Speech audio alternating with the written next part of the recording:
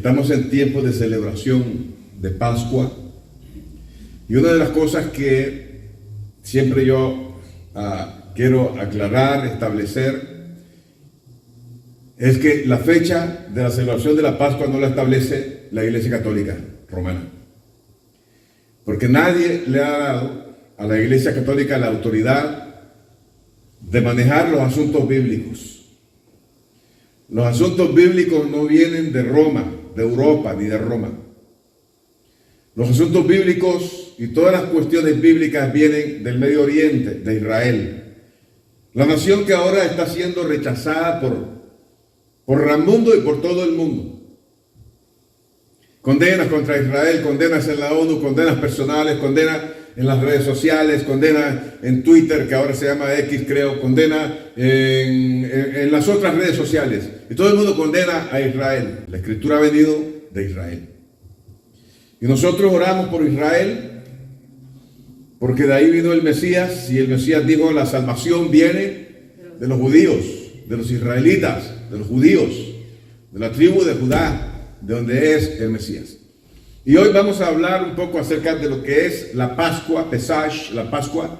Pascua significa liberación.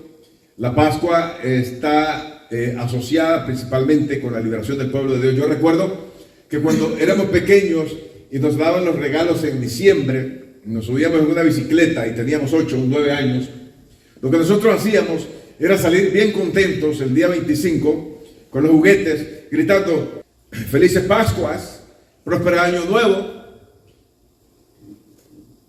y ni por cerca de saber lo que de verdad significa Pascua. Pero la Pascua, y voy a dar una breve reseña, usted la puede leer acá en el PowerPoint que tengo. La Pascua no se separa de la fiesta de los panes sin levadura, que son los panes sin levadura, las primicias, la fiesta de las semanas, que le llamamos Pentecostés, pero que también se llama Shavuot en hebreo. Y digo Shavuot también, y le digo Pesach también, y le digo HaMatzah también, para que se rompan los prejuicios que hay de que si lo dice en griego está bien, pero que si lo dice utilizando hebraísmo entonces está mal, porque usted entonces es un judaizante. ¿Sabe qué? Que Dios reprenda al diablo que está en contra de Israel. Estas 4 fiestas de la primavera se consideran como una sola fiesta. La fiesta de las semanas es considerada como el Atzeret, o sea, Atzeret significa conclusión. Lo digo en hebreo para los que son prejuiciosos y para los que quieren tener prejuicios diabólicos, ¿verdad? Por eso lo digo, para que rompa Dios a través de estarlo escuchando y ellos más bien puedan decir, de verdad vamos a aprender, ¿por qué no vamos a ocupar también palabras que sean hebreas? ¿Acaso que los hebraísmos son satánicos, diabólicos?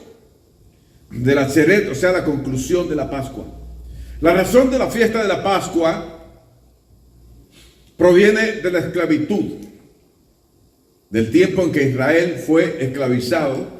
Y Pesach, Pascua, significa pasar sobre. En inglés le dicen Passover, pasar sobre. Y tiene una connotación donde la palabra liberación es importante. Por ejemplo, cuando nosotros hablamos acerca de la Pascua, se nos vienen a nuestra mente lo que es las 10 plagas de Egipto, el juicio, la gran tribulación de Egipto. Que eso fue el vehículo que Dios utilizó para destruir al imperio opresor en aquel tiempo que estaba esclavizando al pueblo de Dios. Es decir, que la Pascua, Pesach, es la fiesta de la liberación. Piense, todo está en la Escritura. No tiene nada que ver con el calendario juliano-gregoriano, como nosotros la relacionamos en nuestra mente occidental aquí, en nuestra mente americana, porque nacimos en Nicaragua, nacimos en México, nacimos en Guatemala, Costa Rica, en Colombia, nacimos en Argentina, nacimos en Uruguay, Paraguay, todo lo que es el continente americano, ¿ok? Por eso digo nuestra mente occidental americana. Todo inicia el día 14 de Nisan. Nosotros leímos algo, ¿verdad? En Mateo, en el capítulo 26, ¿ok? Que si quiere puede abrirlo y podemos hablar algo acerca de eso. Y El capítulo 26 empieza cuando el Mesías estaba en el día 12 de Nisan. Y usted va a decir, oye, eso no está en la Biblia, usted está hablando cosas antibíblicas. Por eso es importante estudiar para que podamos discernir las cosas de una forma más clara. Y cuando nosotros estudiamos hebraísmo, y cuando estudiamos judaísmo, cuando nos vamos al antiguo pacto y analizamos las cosas más a profundidad, vamos a llegar a conclusiones como las que le estoy diciendo hoy. Era el día 12 de Nisan o Aviv, cuando Mateo narra en el capítulo 26 hablando lo siguiente: cuando hubo acabado Jesús, Yeshua, todas estas palabras dijo a sus discípulos, saben que dentro de 2 días se celebra la Pascua. Dentro de 2 días. Y la Pascua se celebraba a partir del día 14 de Aviv o Nisan. Por lo tanto, si ellos estaban 2 días antes, significa que ellos estaban en el día 12 de Aviv o Nisan, 2 días antes. Y él les dice, ustedes saben que dentro de 2 días se celebra la Pascua. O sea, dentro de 2 días es 14 de Nisan. Por lo tanto, no es necesario que ahí aparezca y diga, y el día 12 de Aviv o de Nisan. No, no dice, pero nosotros que conocemos la Escritura, ok, oiga bien, nosotros que conocemos la Escritura, podemos llegar a esa conclusión. Por eso hay veces la ignorancia es atrevida para acusar a otros. Escucha lo que estoy diciendo, no cometa pecado. Oiga. Entonces dentro de 2 días se celebra la Pascua. Y el Hijo del Hombre será entregado y será crucificado. Él estaba hablando de su muerte, como profeta lo sabía, Dios se lo había revelado. Y conociendo esto, cuando yo les hablo acerca de la historia de la Pascua, todo inicia el 14 de Nisan o Aviv. Aviv significa madurez, cuando la cosecha de la cebada estaba madura. Se sacrifica el cordero de acuerdo a las especificaciones dadas por Dios. Es Dios el que establece los mandamientos y el hombre el que los cumple. Ponga esto en perspectiva. Dios pone los mandamientos y nosotros ponemos el alma obediente para cumplirla. Por eso cuando a usted como pastor yo le digo, hermano, confiesa conmigo esto, hagamos una oración y los hago que repitan algo, nosotros debemos de tener un alma obediente porque nosotros somos ovejas de Dios, todos nosotros. Cuando a usted se le pide que haga algo, no se le está pidiendo que haga algo malo, no le estamos pidiendo que haga un pacto con el diablo, Dios reprenda al diablo. Le estamos pidiendo que confiese con sus labios ante el trono de Dios en oración cosas que son positivas y que redundan para bien en nosotros. Entonces, tome en cuenta esto, el día judío, de acuerdo a la cultura hebrea, está dividido así: de las 6 a las 9 de la mañana, de las 9 a las 12 de la mañana. Ahora vamos a la tarde, de las 12 a las 3 de la tarde, la primera tarde, y de las 3 a las 6 de la tarde, la segunda tarde. Y luego venía la noche y estaba dividido también en vigilias. O sea, habían 2 partes por sección. Te nombramos, ¿verdad?, la parte que está alumbrada por el sol, el tiempo del día que está alumbrado por el sol. La segunda sección corresponde a la tarde. Y la mitad de la tarde es llamada entre las 2 tardes. O sea, las 3 de la tarde, la hora del sacrificio, de acuerdo a Levítico. Usted sabe que venir aquí es una escuela, que nosotros venimos aquí, que esto no es un club de cantores, esto no es un club social, esto no es un lugar donde venimos a buscar trabajo, esto no es un lugar donde nosotros venimos a divertirnos, venimos a buscar muchachas, esto no es un lugar donde las mujeres vienen a buscar hombres, los hombres mujeres para casarse. Este es un lugar que es una escuela de aprendizaje. Por lo tanto, como en la escuela usted lleva papel y lápiz a las congregaciones, a los templos, usted debería llevar papel y lápiz también para tomar nota de las cosas que nosotros vamos a dar, para que luego no anden preguntando las cosas 40,000 veces. Así que está dividido en 2 tardes. Y entre las 2 tardes, a las 3 de la tarde, el cordero era sacrificado, que está allí reflejado, donde usted lo puede leer en la enseñanza, para que nosotros sepamos de qué se trata la Pascua. Que la Pascua no se trata de lo que la Iglesia Católica simplemente quiere enfocarle a la gente e inventar su propio día de Pascua, su propia semana, donde lo que se hace es una gran celebración en los países católicos, donde la gente se va al mar por 7 días a tener unas juergas, unas borracheras interminables, donde muchísimas personas mueren en accidentes por causa de los borrachos, muchas personas mueren ahogados, donde se dan muchos pecados de fornicación, donde se dan pecados de pleitos, de violencia, donde personas mueren asesinadas por causa de todo el pecado que se mueve durante, entre comillas, la famosa Semana Santa, que de santa no tiene nada. Y la Escritura dice en Éxodo capítulo 12, 15, 7 días van a comer pan sin levadura. Así que el primer día van a hacer que no haya levadura dentro de sus casas. Porque cualquiera que coma leudado, o sea con levadura, pan con levadura, desde el primer día hasta el último, va a ser cortado del pueblo. Se le va a desconocer como parte del pueblo de Dios. Éxodo capítulo 12, versículo 15.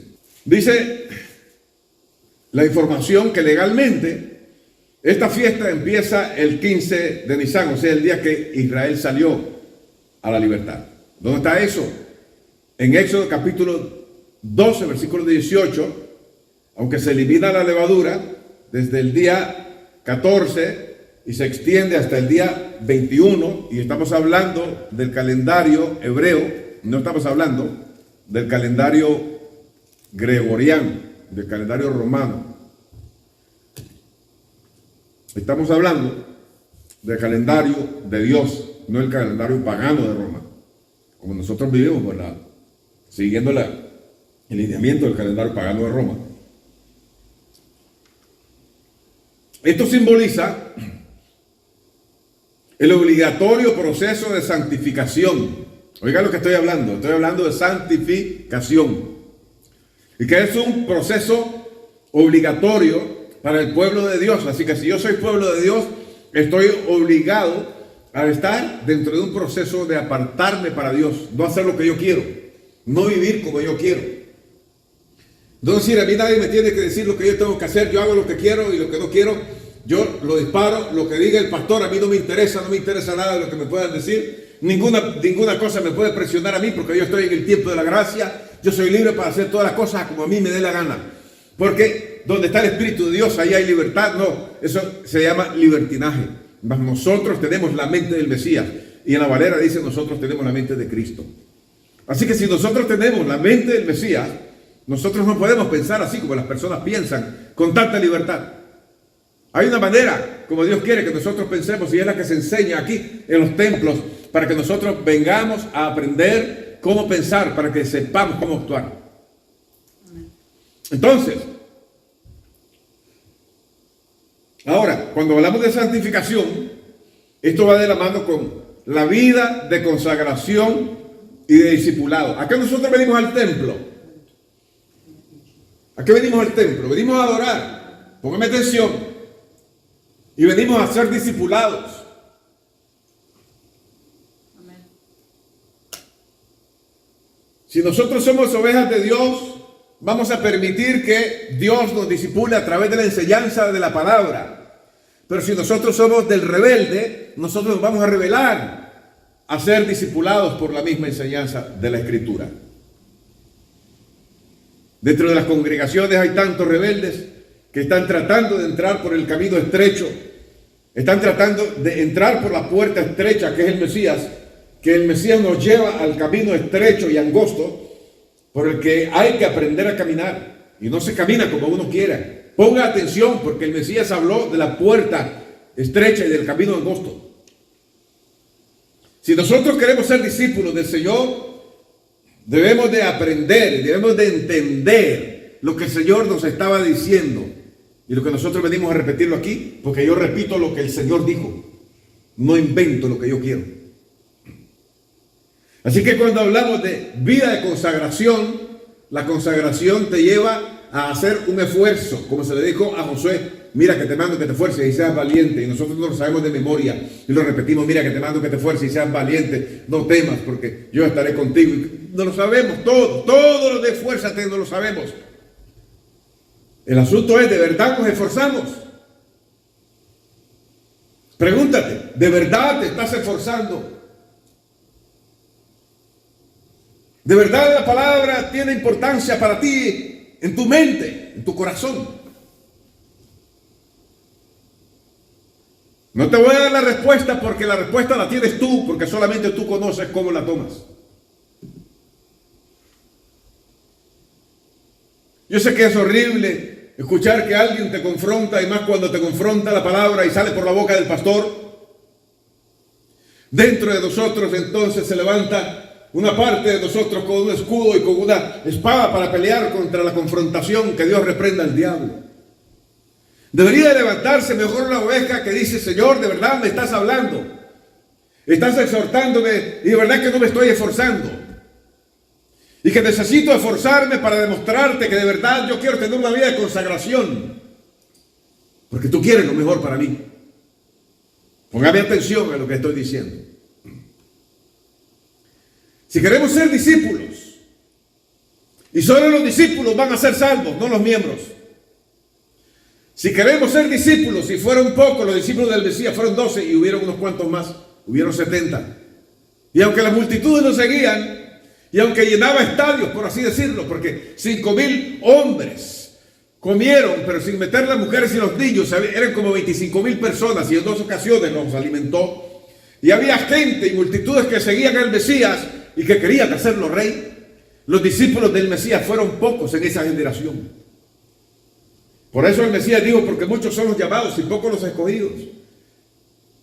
Y cuando nosotros estamos viendo los sucesos políticos que se están desarrollando ahora en este año 2024, en materia de guerra, en materia de leyes sociales, en materia de avances científicos, y no te los voy a mencionar porque yo sé que tú estás informado, nosotros podemos darnos cuenta que ya se escuchan los pasos del Mesías acercándose a esta tierra, y que pronto aparecerá. Y viene por sus discípulos, viene por la gente que se quiere consagrar. Él viene por la gente que quiere prepararse, por el que anhela la justicia. Él viene por la gente que de verdad está poniéndolo a Él en primer lugar y no otras cosas. Yo no sé si usted está de acuerdo, pero eso es por lo que Él viene, aunque usted no lo reciba. Así que cuando se habla de eliminar la levadura, se está hablando simbólicamente de eliminar el pecado o la desobediencia hacia los mandamientos de Dios de nuestra vida. ¿Cómo se dieron los sucesos históricamente? Bueno, resumo. Dios le habla y le da una profecía al patriarca y profeta Abraham, y le dice: tu descendencia será esclavo en tierra ajena. Los esclavizarán por 400 años, pero cuando la esclavitud termine, ellos van a salir con riquezas de esa nación, y a esa nación yo la juzgaré. Tal vez Abraham no sabía que su descendencia iba a ir a parar a Egipto. Egipto significa tierra negra, pero significa, no recuerdo qué cosa más también. ¿Ah? Doble tribulación. Ellos van a ir a la tierra de doble tribulación. Y cuando ellos pasen por la tierra de doble tribulación, la tierra negra que tipifica el pecado, donde había un rey que se le llamaba Faraón, que tipificaba también la presencia de Satanás, Dios iba a utilizar de fuerza el día que los liberara, y ellos iban a salir con riquezas en sus manos, dirigiéndose a la tierra prometida. Oiga bien, cada una de las plagas que Dios lanzó contra ese imperio iban dirigidas a derrotar a todos los dioses que existían en Egipto, porque eran politeístas. Antes de lanzar la primera plaga, Dios anunció a Faraón lo que Dios iba a hacer, y él le dijo: si tú no dejas ir a mi primogénito Israel, que era un pueblo compuesto en ese tiempo por unos 3 millones de personas, si tú no dejas ir a mi primogénito, yo voy a tener que matar a tu primogénito para que dejes ir a mi primogénito por la fuerza, porque no quieres dejar a mi primogénito en libertad y lo quieres seguir dañando y esclavizándolo y golpeándolo y asesinándolo y cometiendo injusticias, todas las injusticias sociales que estás cometiendo contra mi gente. Entonces yo te voy a poner mano fuerte antes de derramar la primera plaga. Dios se lo dijo. Mire, que Dios es misericordioso, que antes de hacer las cosas, Él avisa lo que Él va a hacer, y esto lo hacía tratando de hacer caer a Faraón en conciencia de que se le iba a venir una situación difícil para el pueblo de Egipto. Porque hay muchas personas endemoniadas que juzgan a Dios y que creen que son más justos que Dios y que leen la Biblia solamente para estar buscando todos los lugares. Mirá, mató a todos los primogénitos de Egipto. ¿Cómo va a ser? El Dios de Israel, el Dios bueno, el Dios misericordioso. El Dios misericordioso no hace eso. Y comienza el diablo, porque es el diablo. Oiga bien. O los demonios que viven en usted, que juzga a Dios. Porque no va a ser el Espíritu Santo que vive dentro de usted, que juzga a Dios. Son los demonios que viven en usted, que Dios quiere echárselo fuera, que juzgan a Dios en sus obras de justicia.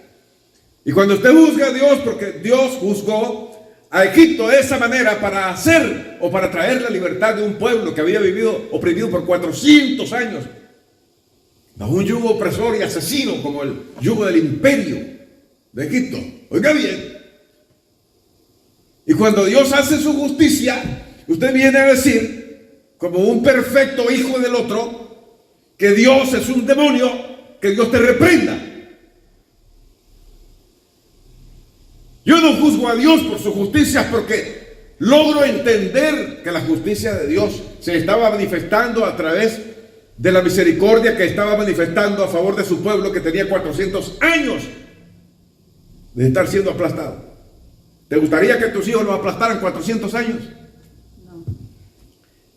¿Te gustaría que Dios diga, voy a liberar a tus hijos que tienen 400 años de estar sufriendo miseria y te voy a sacar a un momento de libertad y te voy a levantar y te voy a enriquecer para que te sientas bien, porque yo estoy viendo que se han cometido muchas injusticias contra tu familia? ¿Verdad que sí te gustaría? Tú que juzgas a Dios. Seguimos con la historia. Llega el día 14 de Nisan o Abib. No tiene nada que ver, oiga bien, no tiene nada que ver con el calendario juliano, gregoriano, romano, lunes, martes, miércoles, jueves, viernes, sábado y domingo. No tiene nada que ver, absolutamente nada que ver. Mire, llega el día 14, el día 10, dice Dios, van a apartar el corderito, ¿me está escuchando? Van a apartar el cordero de un año, tiene que ser un animalito inocente, que no tiene defecto, que no tiene quebrada ni una patita, que no está tuerto, que no tiene un pedazo de oreja menos, que tiene su cola y todas sus partes completas. No debe de tener defecto, es la ofrenda que ustedes van a sacrificar delante de mí. Y lo van a observar durante 4 días, lo van a estudiar, desde el día 10 del mes de Nisan o Abib y el día 14, entre las 2 tardes, o sea, a las 3 de la tarde, ustedes lo van a sacrificar. La sangre que derrame el animalito, ustedes la van a recoger en una pana, en un recipiente, y van a hacer con la lana una brocha.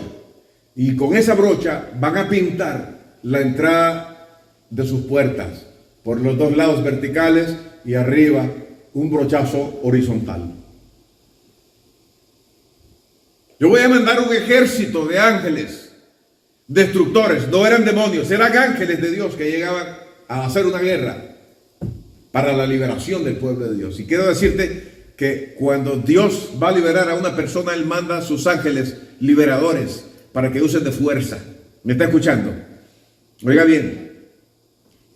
Y cuando el ángel pase y mire la señal de la sangre, él va a pasar encima de esa casa y no va a suceder nada dentro de esa casa. Y los que estén dentro de la casa donde está la señal de la sangre, oiga bien, entonces yo pasaré por alto a esa casa y nadie va a perecer. Toda la tierra de Gosén, en la desembocadura con el mar Mediterráneo, estaba ahí el pueblo de Dios, en lo mejor de Egipto, pero eran esclavos, y las casas de los esclavos estaban protegidas por la sangre de esos corderos que fueron sacrificados.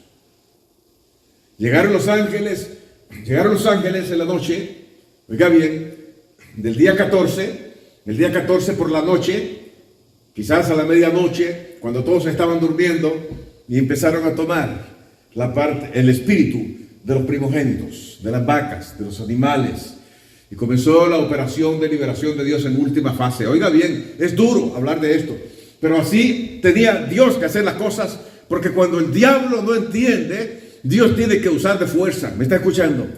Cuando Dios quiere liberarte, Él te va a liberar. Y cuando Él tenga que usar de fuerza para liberarte, Él va a usar de fuerza para liberarte. Téngalo en cuenta. Dios es soberano. Y cuando Él hace las cosas para liberar a una persona, lo hace porque muestra la misericordia suya para esa persona que Él está tratando de liberar. Ahora, amanece el día 15. El 15 de Nisan o Aviv, una gran catástrofe nacional en Egipto. El imperio más grande del mundo está sacudido. Todas las casas tienen un muerto. Hay llanto en las familias. En Israel no había llanto. Había habido protección de parte de Dios por causa de la sangre. Escucha bien lo que estoy hablando. Todo esto es parte de la redención. Esto es parte de la Pascua. Entonces, la catástrofe nacional. A primera hora, entonces Israel empieza a hacer sus maletas, comienza a marchar hacia la libertad antes de que termine el día, que terminaba a las 6 de la tarde para que empiece entonces el siguiente día. Ahora era el día 15, Israel amanece. Oiga bien, en ese día, por la mañana, amanece Israel, por la mañana del día 15, Israel comienza a caminar en dirección al Mar Rojo. El Mar Rojo tipifica la sangre. Oiga bien, es rojo, por eso es rojo.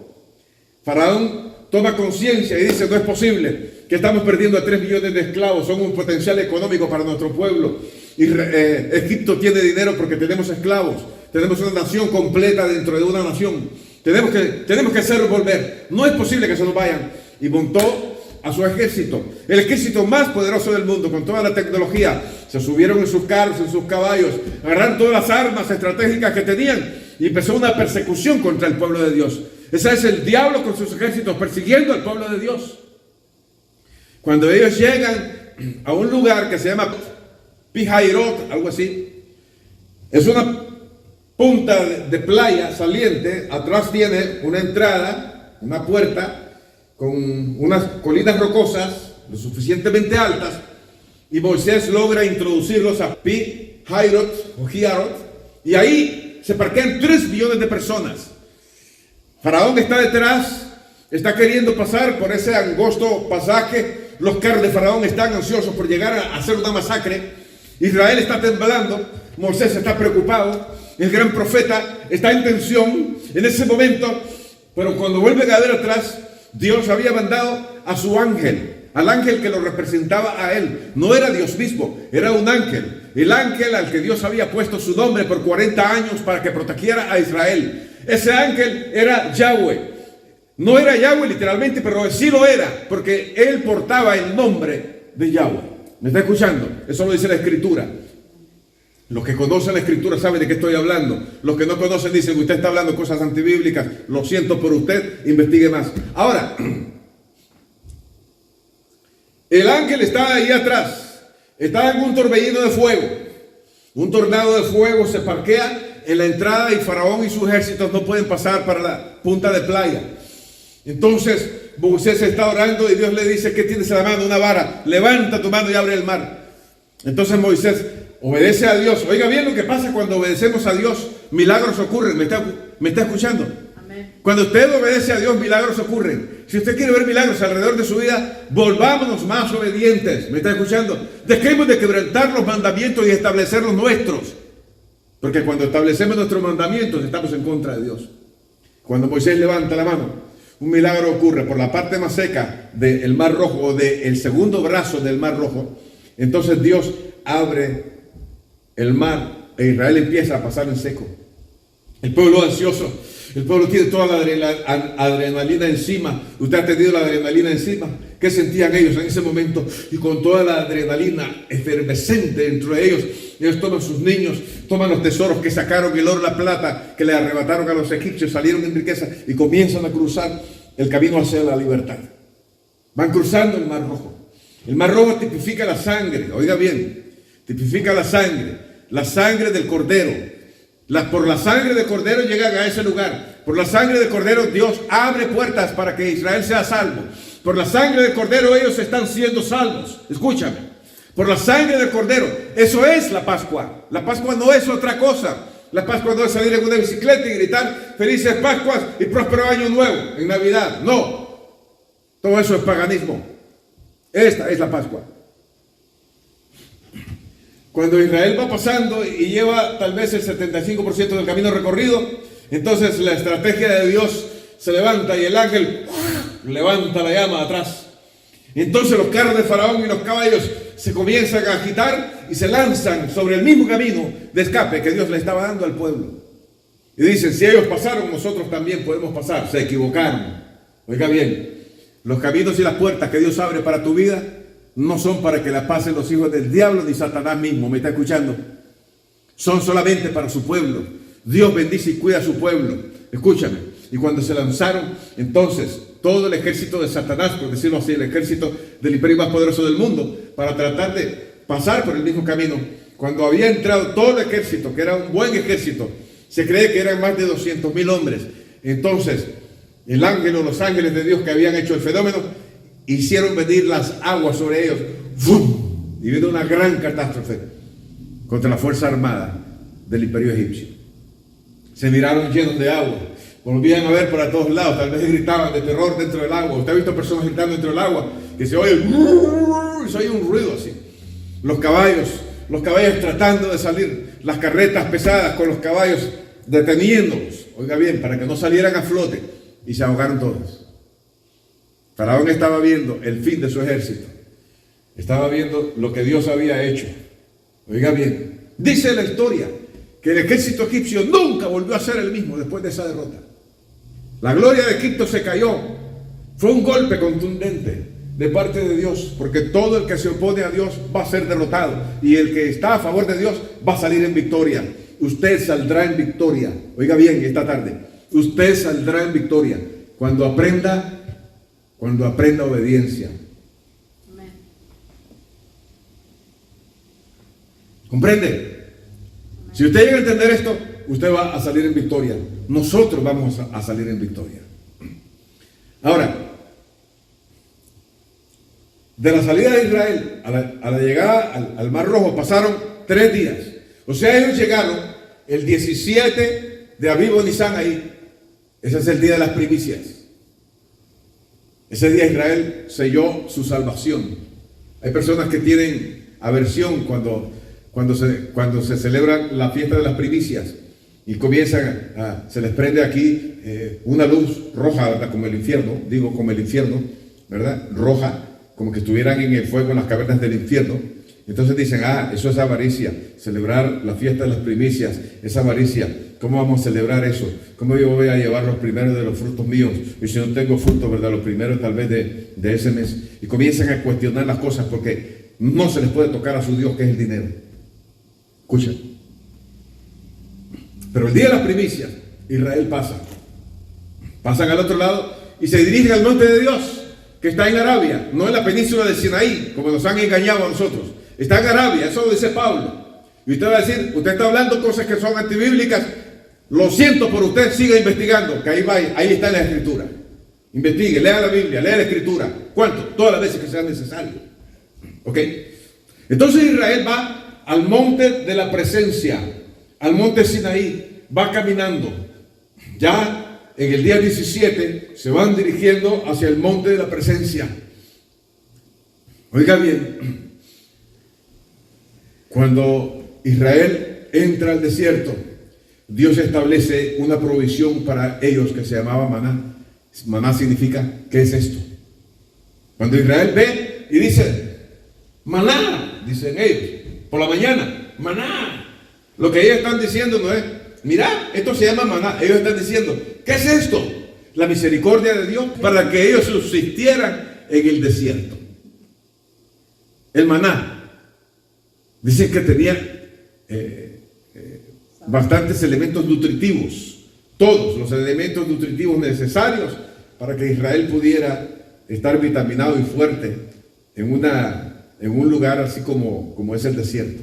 Imagínate, 44 días después del cruce del Mar Rojo, Israel llega entonces al monte de Dios y Dios le manda que se santifique por 3 días. ¿Me está escuchando? ¿Está tomando nota o su memoria es súper fotográfica?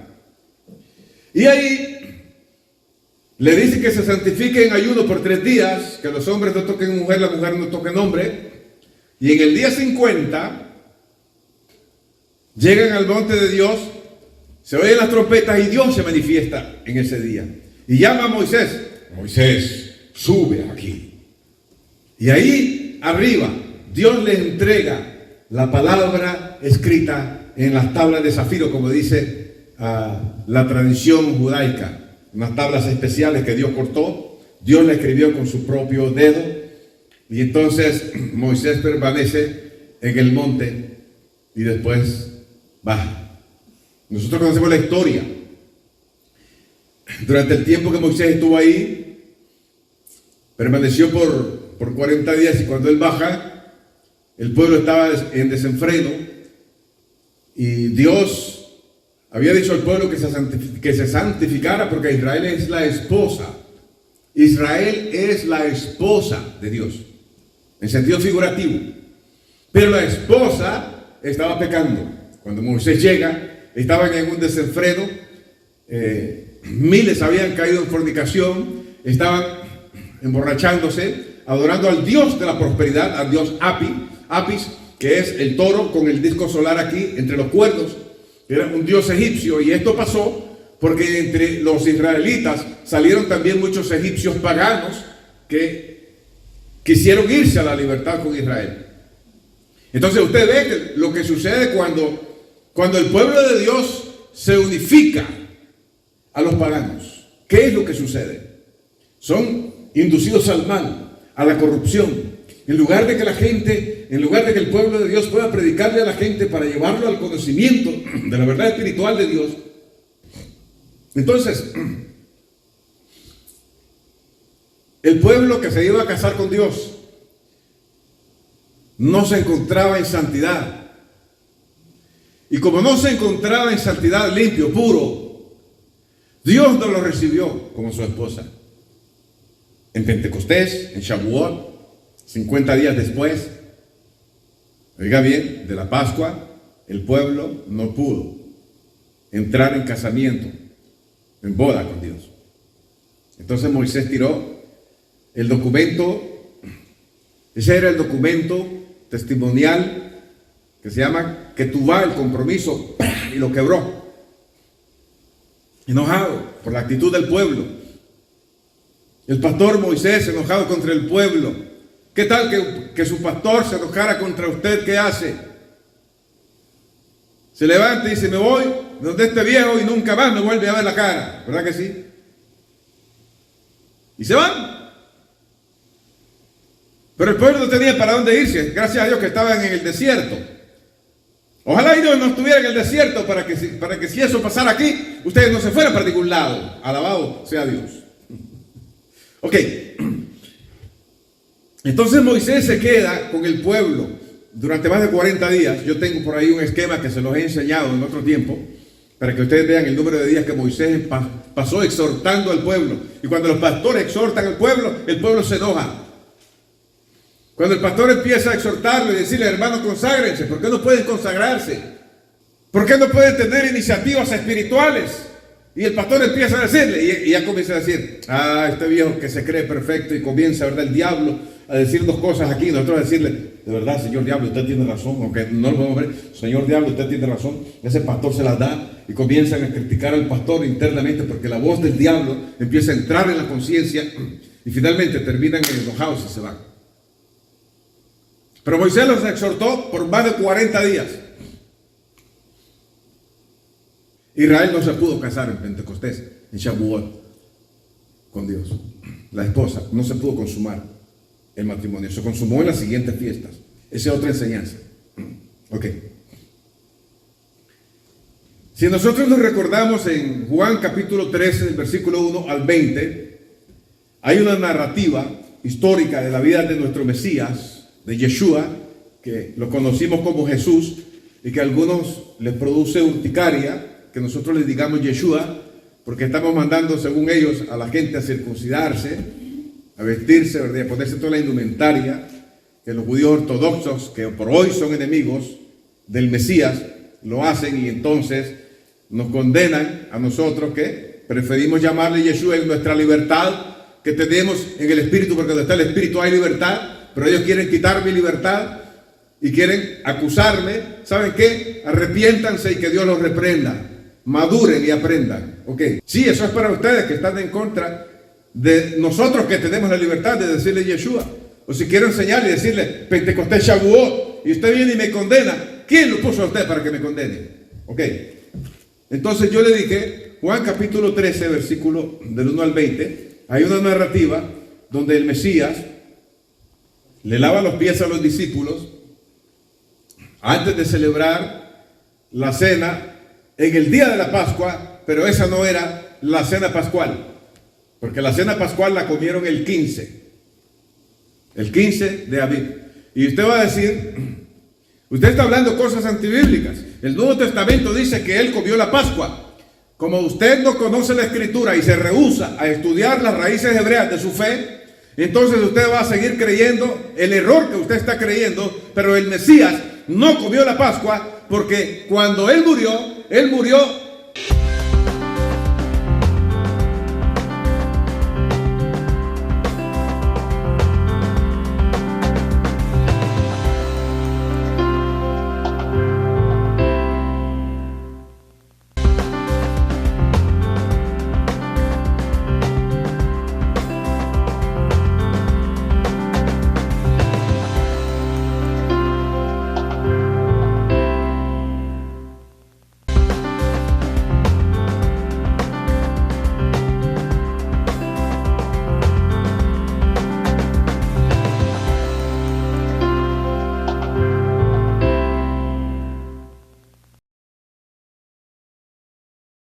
a la hora de que se iba a celebrar la muerte del Cordero, que iba a servir para cena de Pascua, y la cena de Pascua iba a pasar después de las 6 de la tarde, oiga bien, 3 horas después de que el Cordero murió, y celebraban con el Cordero que murió la cena de Pascua, que se la comían el 15 por la noche, porque ya les expliqué que el día empieza a las 6 de la tarde y termina a las 6 de la tarde. Por eso es que no puede entender lo que se le está enseñando.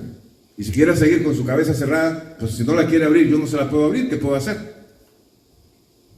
Para los que quieren abrirla, yo estoy aquí, escúchenlo, recíbanlo. Los que no la quieren abrir, pues ciérrenla. ¿Qué voy a hacer? Yo no puedo abrir el corazón de la gente ni hacerlos cambiar. Yo no soy Dios, es Dios el que lo hace. Entonces, el Mesías los prepara y los limpia. Oiga bien, antes de comer la cena prepascual, al inicio del día, despuesito de las 6 de la tarde, del día 14, que empieza a las 6 de la tarde, cuando el sol ya se ocultó. La razón de esto fue una discusión que fue generada por la inmadurez de los discípulos, como la inmadurez suya, que comienza a cuestionar las verdades bíblicas porque las desconoce. Y le digo otra vez, la ignorancia atrevida que te lleva a condenar. El lavamiento de los pies habla de servicio de unos con otros. ¿Ok? Servicio. Yo los sirvo aquí a ustedes, les enseño la palabra. ¿Cuántos de ustedes son agradecidos que tengan a alguien que les enseñe la palabra? No lo sé. A veces somos malagradecidos y lo demostramos de muchas formas. Y tal vez lo que les digo puede ser que no les guste. Pero eso pasa no solo aquí, pasa en todas las congregaciones. Y habla de servicio. Y también habla de purificación, de santidad y de pureza. Por eso el Mesías le estaba lavando los pies a los discípulos. Pedro no entendía. Dice, Señor, pero si esto es de limpieza y santificación, Señor, no solamente lávame los pies, váyame de los pies a la cabeza, porque Pedro quería ser sobresaliente. Y qué bueno que nosotros tal vez queramos ser discípulos sobresalientes como Pedro, que aunque cometía errores y metía las extremidades, quería sobresalir.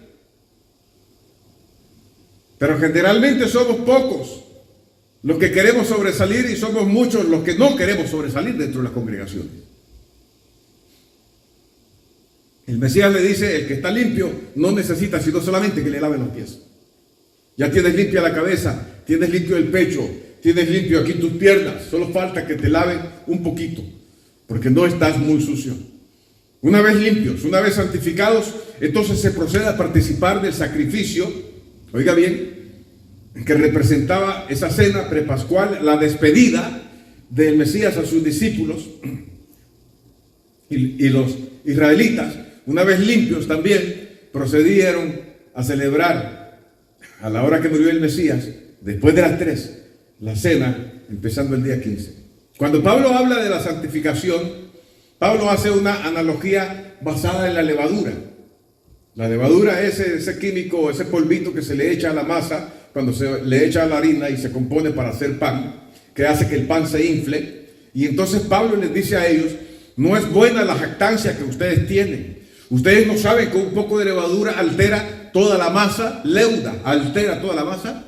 Y les dice: límpiense pues de la vieja levadura para que sean una nueva masa, sin levadura como son. O sea, sí tenían levadura, pero Pablo los estaba animando y le estaba diciendo que no tenían levadura, porque todos nosotros siempre tenemos levadura porque cometemos pecados y quebramos mandamientos.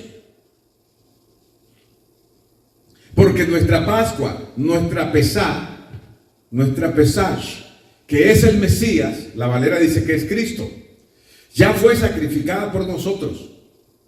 Entonces, nuestro Cordero de liberación, escúchame, nuestro Cordero de liberación ya fue sacrificado. Es el Mesías. Nosotros lo hemos reconocido. Lo hemos reconocido para dar celos a los judíos ortodoxos que siguen siendo enemigos del Mesías. Aunque algunos judíos ortodoxos lo han reconocido ya. Y aunque algunas de las oraciones y de los libros rituales que tienen, y yo lo he visto en internet, mencionan el nombre de Yeshua en hebreo. Y lo mencionan como Yeshua. Algunos dicen Yeshua. ¿Me está escuchando? Algunos lo han.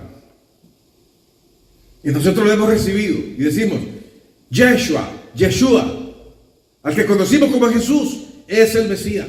Y entonces Pablo le dice: celebremos la fiesta. ¿Cuál? La fiesta de Pesaj, la fiesta de Pascua. Ya voy a terminar. Solamente me faltan como 45 diapositivas para terminar. Uy, qué malo. La voy a hacer en partes, hermano. Espero que ustedes la encuentren importante, ¿verdad? Y que puedan venir también y ser pacientes y tengan también la perseverancia y la paciencia para poder venir el siguiente día, para que puedan entonces entender todo de lo que se trata la Pascua.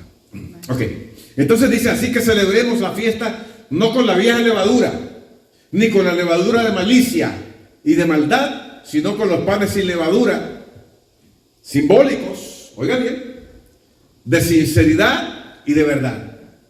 Simbólicos. Porque cuando estamos hablando de pan y de levadura, en este sentido lo estamos espiritualizando, porque la levadura tipifica el pecado, la desobediencia a los mandamientos. Óigame bien, el Espíritu Santo nunca te va a llevar a ti al pecado. ¿Me está escuchando? El Espíritu de Dios te va a llevar siempre a la santidad, a que tú tengas fuerza para que tú cumplas con las ordenanzas de Dios, para que tú de verdad muestres a Dios que de verdad quieres santificarte y apartarte y vivir para Él.